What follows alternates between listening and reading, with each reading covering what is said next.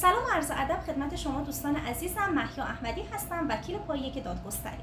دوستان عزیز، با توجه به سوالات مکرر شما در رابطه با ماه‌های حرام و همچنین با توجه به نزدیک شدن ما به این ماه‌ها، من لازم دونستم چند تا نکته اساسی و مهم رو خدمتتون عرض بکنم. اولین نکته این هستش که ما بدونیم ماه‌های حرام شامل چه ماه‌هایی میشه. ماه‌های حرام شامل محرم، رجب، ذی‌قعده و ذی‌حجه میشه. برخلاف تصور عموم جامعه، سفر جزء ماه‌های حرام محسوب نمیشه. نکته بعدی این هستش که مردم اکثرا تصور میکنن که اگر فوت یا قتلی در ماه‌های حرام اتفاق بیفته دیگه 2 برابر میشه، در صورتی که این تصور کاملا اشتباه هست.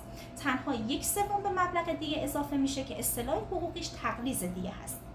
نکته سوم این هستش که باز هم مردم ما تصور میکنن که تقلیص دیه شامل دیه جراحات هم میشه، در صورتی که اینطور نیست. تقلیص دیه فقط و فقط شامل دیه نفس میشه، یعنی فوت و یا قتل.